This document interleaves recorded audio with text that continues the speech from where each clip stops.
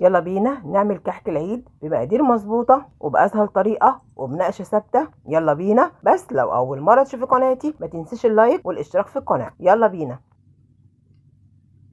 السلام عليكم ورحمة الله وبركاته. ازيكم يا بنات؟ عاملين ايه؟ يا رب تكونوا بخير. النهارده ان شاء الله هعمل معاكم كحك العيد. كل سنة وانتم طيبين، عاد الله عليكم بالخير واليمن والبركات. هعمله معاكم بأسهل طريقة، واي حد لسه مبتدئ في المطبخ ممكن يعمله وهيطلع معاه ناعم ودايب دوب.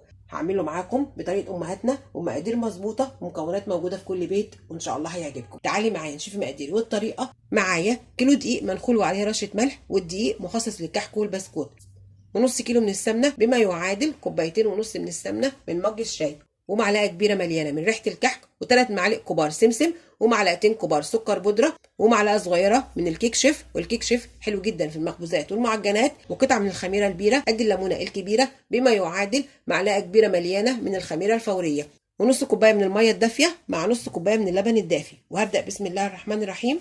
هاخد السمنه وارفعها على النار عشان السمنه تسخن او تقدح، وفي بوله او في طبق هحط نص كوبايه الميه الدافيه بسم الله الرحمن الرحيم، وهحط نص كوبايه اللبن الدافي بسم الله الرحمن الرحيم،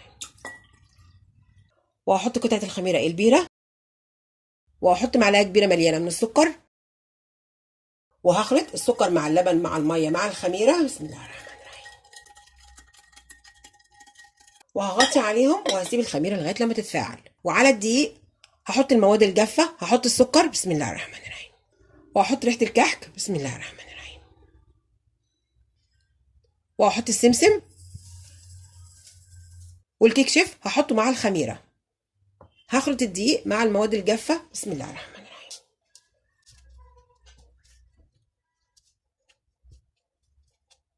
وهعمل حفرة في النص عشان انزل بالسمنة المقدوحة. هنزل بالسمنة السخنة جدا او السمنة المقدوحة على الدقيق بسم الله الرحمن الرحيم، ويفضل ما يكونش جنبك اطفال بسم الله الرحمن الرحيم.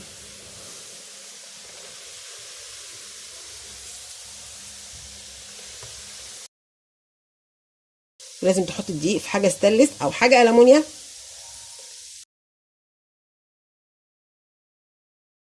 هقلب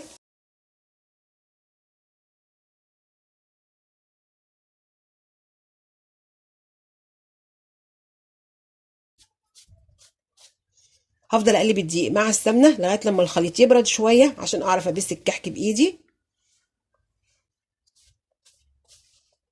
وبعد ما عجينه الكحك هدت شويه هبسها بايدي. اهم خطوه لنجاح الكحك عشان الكحك يطلع معاكي ناعم ودايب انك تبسي عجينه الكحك كويس. كل ما بتبسي عجينه الكحك كل ما الكحك هيطلع معاكي ناعم ودايب. بسم الله الرحمن الرحيم.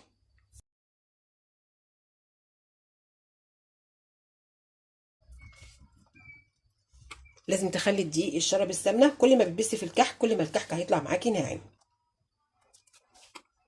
بسيت عجينه الكحك كويس جدا، خليت الدقيق كله يشرب السمنه. بتبسي في عجينه الكحك من 10 ل 15 دقيقه. كل ما بتبسي في عجينه الكحك كل ما الكحك هيطلع معاكي ناعم. بسم الله الرحمن الرحيم. بسم الله ما شاء الله الخميره بتاعتي ناجحه. احط خليط الخميره على عجينه الكحك، وهحط الكيك شيف بسم الله الرحمن الرحيم، وهخلط مكونات الكحك مع بعضها كويس جدا بسم الله الرحمن الرحيم. هتخلطي بالراحه خلط بس مش عجن عشان الكحك ما يطلعش معاكي ناشف. بسم الله الرحمن الرحيم.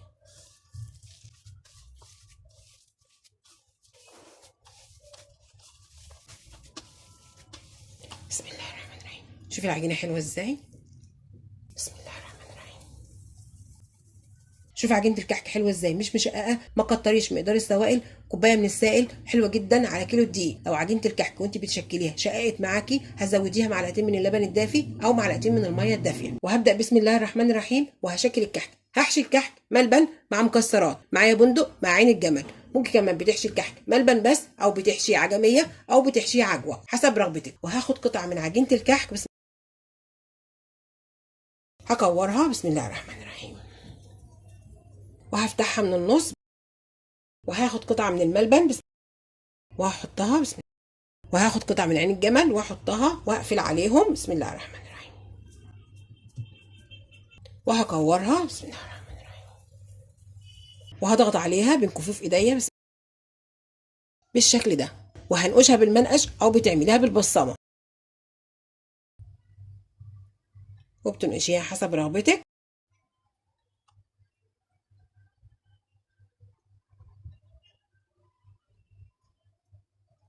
وبالشكل ده نقشتها بالمنقش. وبتعملي حجم الكحك حسب رغبتك، عاوزاه كبير او صغير حسب الرغبه. هحطها في الصينيه. بسم الله الرحمن الرحيم. هعمل واحده تانية. هاخد قطعه من عجينه الكحك. بسم الله الرحمن الرحيم.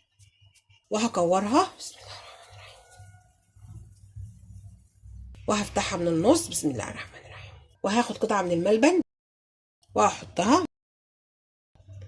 وهاخد قطعه من البندق واحطها. بسم الله الرحمن الرحيم. وهقفل عليهم وهكورها وهضغط عليها بين كفوف ايديا. بسم الله الرحمن الرحيم. بالشكل ده. وهعملها بالمنقش او هتعمليها بالبصامه او هتعمليها بمكبس الكحك. بسم الله الرحمن الرحيم. وبتنقشيها حسب رغبتك.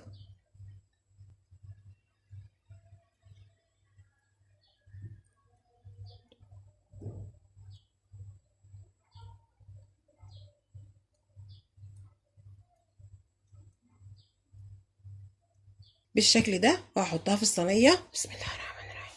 هاخد قطعه من عجينه الكحك وهكورها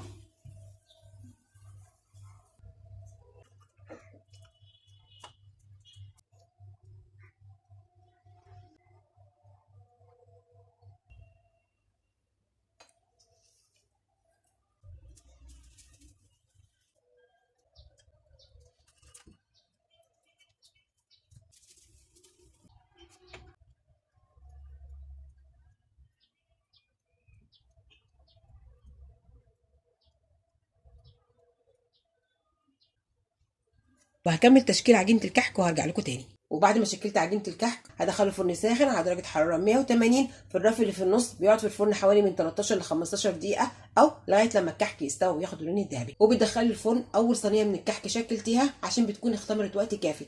هدخل صواني الكحك الفرن ولما تستوي وتاخد اللون الذهبي هرجع لكم تاني. بسم الله ما شاء الله. ده شكل كحك العيد بعد ما خرج من الفرن استوى واخد اللون الذهبي. بسم الله الرحمن الرحيم. بسم الله ما شاء الله. شكله حلو جدا واخد اللون الذهبي من فوق واللون الذهبي من تحت وريحته حلوه جدا وطعمه ان شاء الله هيعجبكم. ونقشته ثابته. هسيب كحك العيد لغايه لما يبرد وهقدمه. وده الشكل النهائي لكحك العيد. ناعم جدا ودايب. جربي كحك العيد على طريقتي وان شاء الله هتعجبك. ومن الافضل انك ترشي السكر البودره على الكحك عند التقديم. جربي كحك العيد على طريقتي وان شاء الله هتعجبك.